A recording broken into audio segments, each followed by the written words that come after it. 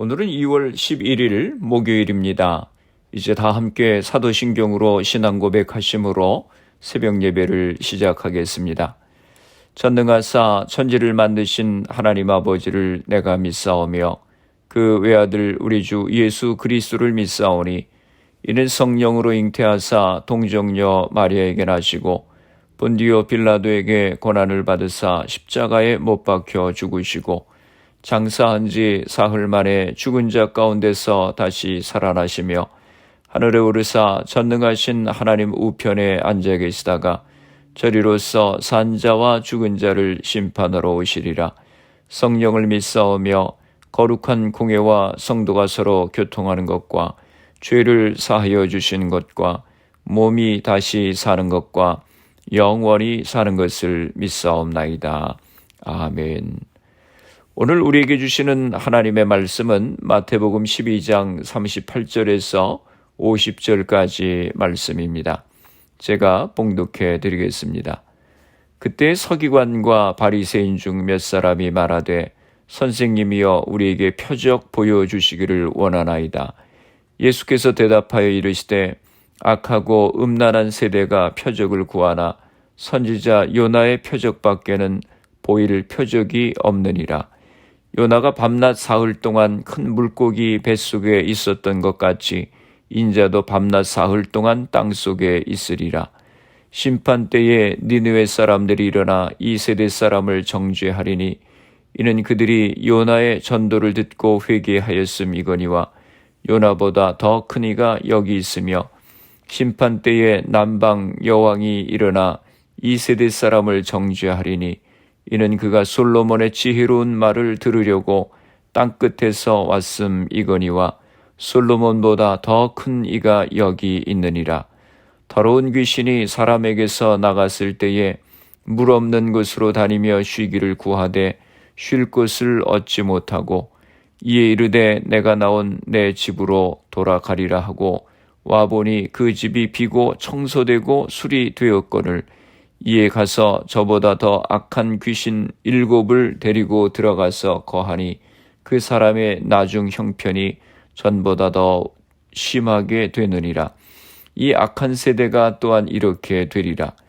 예수께서 무리에게 말씀하실 때에 그의 어머니와 동생들이 예수께 말하려고 밖에 섰더니 한 사람이 예수께 여짜오되 보소서 당신의 어머니와 동생들이 당신께 말하려고 밖에 서 있나이다 하니 말하던 사람에게 대답하여 이르시되 누가 내 어머니며 내 동생들이냐 하시고 손을 내밀어 제자들을 가리켜 이르시되 나의 어머니와 나의 동생들을 보라.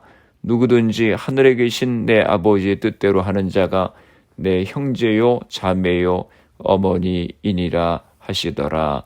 아멘. 할렐루야. 오늘도 주님의 말씀으로 하루를 시작하시는 성도님들을 주님의 이름으로 축복합니다. 38절에서 42절까지 말씀은 표적을 구하는 악한 세대에 대해서 말씀을 하십니다. 38절입니다. 그때의 서기관과 바리새인 중 몇 사람이 말하되 선생님이여 우리에게 표적 보여주시기를 원하나이다.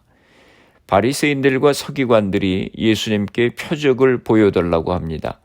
얼뜻 보기에는 매우 순수한 것처럼 보일지 모르지만 사실은 바리새인들과 서기관들의 불신앙의 모습을 여실히 보여주고 있는 것입니다. 앞에서 예수님은 손 마른 자를 고쳐주시고 귀신 들려 눈 멀고 말 못하는 사람을 고쳐주셨습니다. 그런데 예수님께서 귀신을 쫓아내시고 병을 고쳐주신 것에 대해서 그들이 뭐라고 했습니까? 바알세불의 힘으로 귀신을 쫓아냈다고 하면서 예수님을 깎아내렸습니다.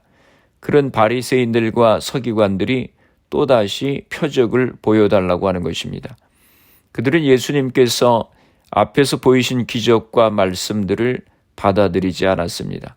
그리고는 그것보다 더 획기적인 어떤 표적을 요구하고 있는 것입니다.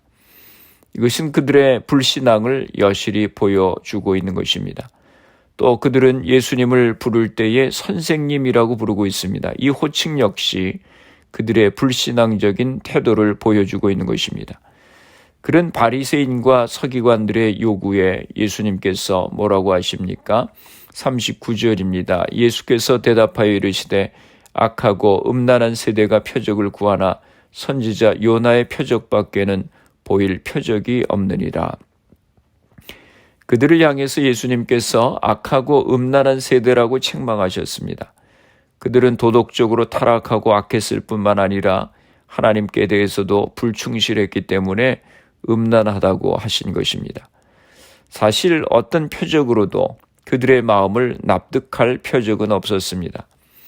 그들은 오히려 예수님이 일으키시는 표적과 기적들로 인해서 고민하고 있었습니다. 요한복음 11장 47절에서 48절에 보면 그들의 고민이 나타납니다. 이에 대제사장들과 바리새인들이 공회를 모으고 이르되 이 사람이 많은 표적을 행하니 우리가 어떻게 하겠느냐? 만일 그를 이대로 두면 모든 사람이 그를 믿을 것이요 그리고 로마인들이 와서 우리 땅과 민족을 빼앗아가리라 하니.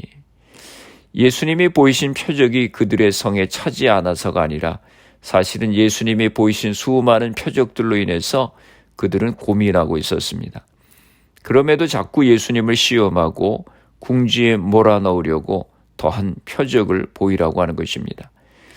예수님께서 그들에게 요나의 표적밖에는 보일 것이 없다고 하셨습니다. 40절입니다.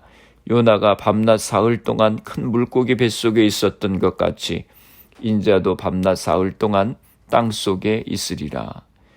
요나의 표적이란 요나가 3일 동안 물고기 뱃속에 있다가 살아나온 것 같이 예수님께서 십자가에 달려 돌아가셨다가 3일 만에 다시 부활하시는 사건을 말하는 것입니다. 바리새인들이 이 말씀을 들을 때 무슨 뜻인지 깨달을 수 없었을 것입니다. 제자들도 예수님께서 부활하신 후에야 깨닫게 되었을 것입니다. 41절입니다. 심판 때에 니느웨 사람들이 일어나 이 세대 사람을 정죄하리니 이는 그들이 요나의 전도를 듣고 회개하였음이거니와 요나보다 더 큰 이가 여기 있으며. 아스루의 수도였던 니느웨 사람들은 요나의 전도를 듣고 회개했습니다. 그러나 이스라엘 사람들은 요나보다 더 큰 이이신 예수님의 전도와 이적을 보고서도 회개하지 않았습니다.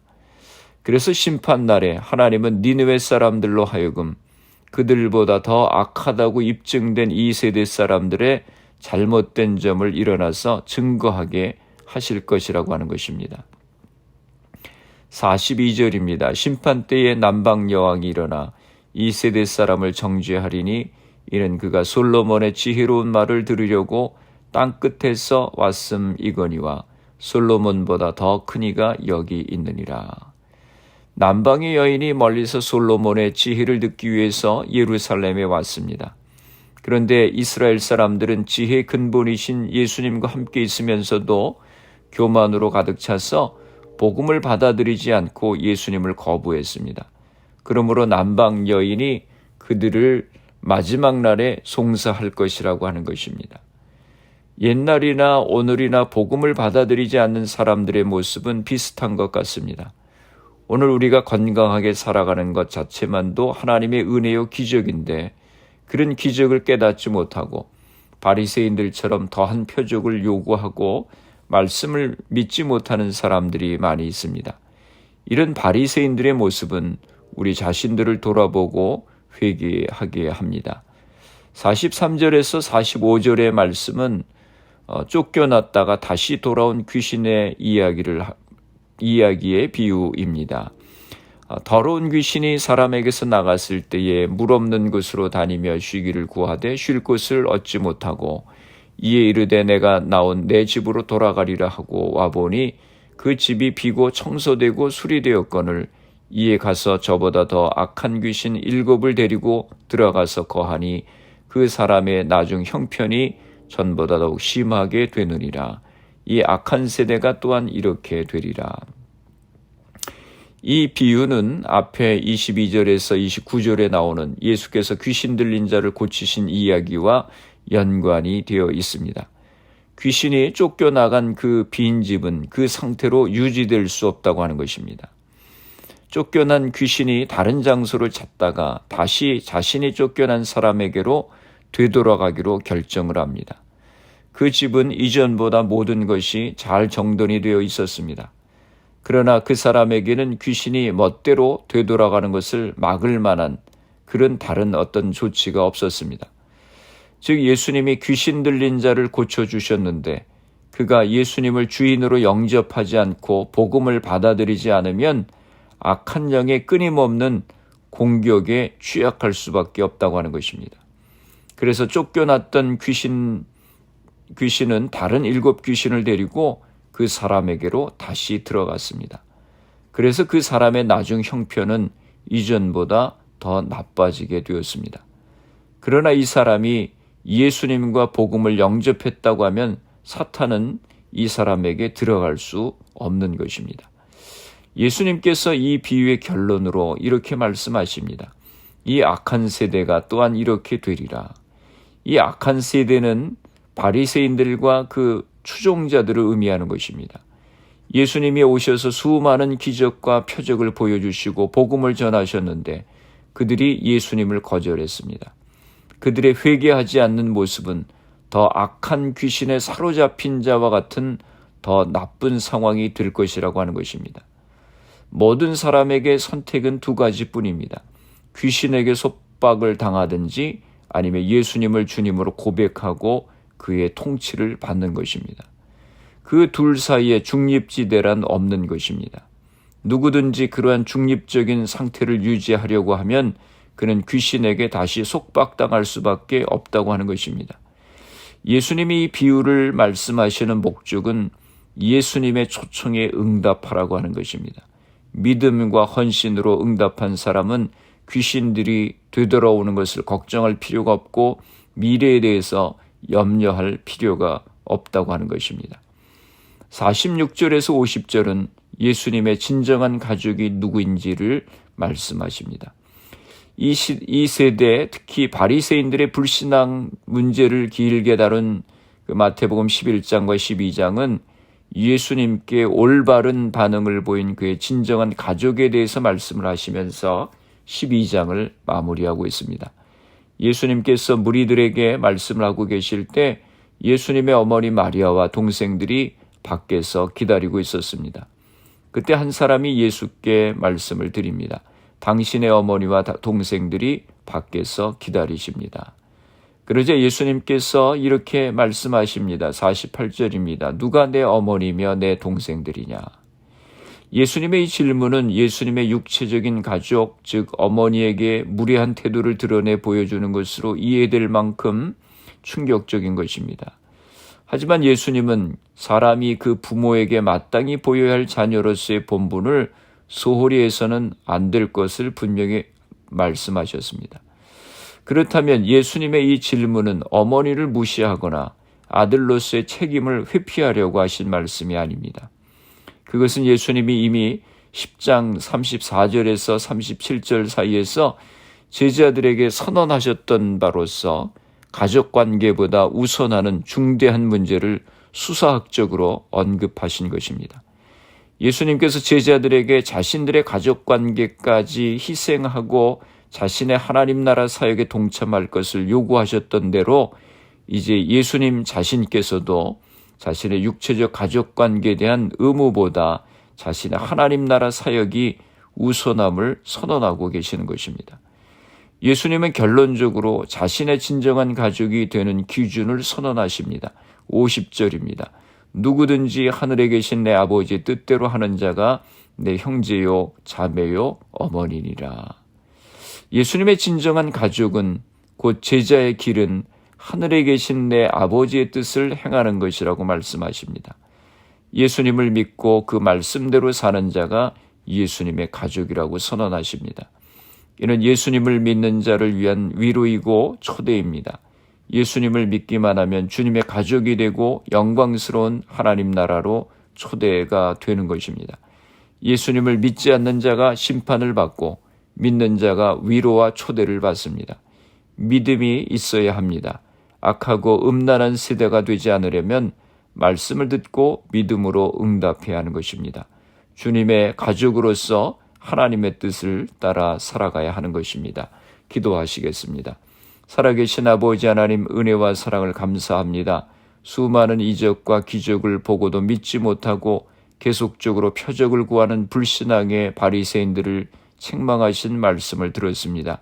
주님, 저희들에게 믿음을 더하여 주시옵소서. 예수님을 우리 인생의 주인으로 모시고 주님의 뜻 가운데 살아가는 주의 백성들이 되게 하여 주시옵소서.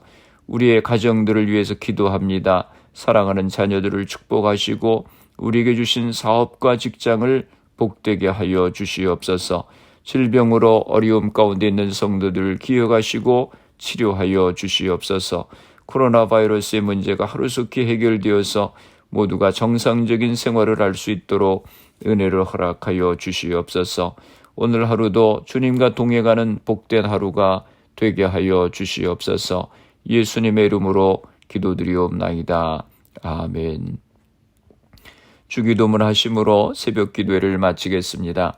하늘에 계신 우리 아버지여, 이름이 거룩히 여김을 받으시오며 나라가 임하시오며 뜻이 하늘에서 이루어진 것 같이 땅에서도 이루어지이다. 오늘 우리에게 일용할 양식을 주시옵고 우리가 우리에게 죄 지은 자를 사하여 준 것 같이 우리 죄를 사하여 주시옵고 우리를 시험에 들게 하지 마시옵고 다만 악에서 구하시옵소서. 나라와 권세와 영광이 아버지께 영원히 있사옵나이다. 아멘. 새벽 예배를 마쳤습니다. 오늘 하루도 주님 안에서 승리하시기 바랍니다. 새벽 예배 후 개인적으로 10분 이상씩 기도하시기 바랍니다. 믿음 가운데 주님의 뜻을 순종하며 살아가는 우리가 될 수 있도록 기도하시고 가정과 자녀들, 직장과 사업을 위해서 질병으로 고생하시는 성도님들의 회복을 위해서 기도하시고 또 교회를 위해서 미국과 대한민국 조국을 위해서 기도해 주시기 바랍니다. 그리고 코로나 바이러스를 위해서 애쓰는 의료진들, 봉사자들, 위정자들 위해서 기도해 주시고 코로나 백신 접종이 순조롭게 잘 진행되어서 코로나가 속히 퇴치될 수 있도록 기도해 주시기 바랍니다.